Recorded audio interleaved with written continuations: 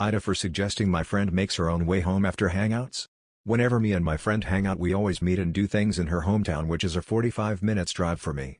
She doesn't drive, but we always go to places in the town center, which is a 10 minutes drive from her. She usually asks me to pick her up, which I do. This means I have to pass by the town center to go to her house and then drive back to the town center. It's not too much of a big deal, but it annoys me a bit that I'll tell her what time the sat-nav says I'll get to her house and when she should be ready for. I'll even call her when I'm 5 to 10 minutes away to let her know I'm nearby.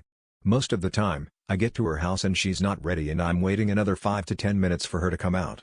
There's times when she'll go to the gym before our hangout and then asks me to pick her up from there because Uber would be expensive as it's a lot further away from the town center. Then after the hangout is done, I obviously drop her home, but my problem is that when I do go in the opposite direction of my home to take her home, we'll get to her house and she will sit there and talk for hours more until she's tired and ready to go to bed, neglecting the fact that I'm also tired and have an hour drive back home.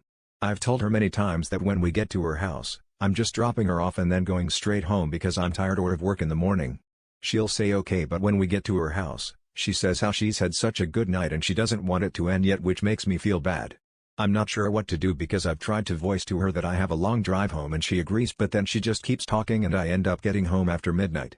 Like I can't physically remove her from my car, so would I be the asshole if I stop taking her home and suggest she get an Uber home instead?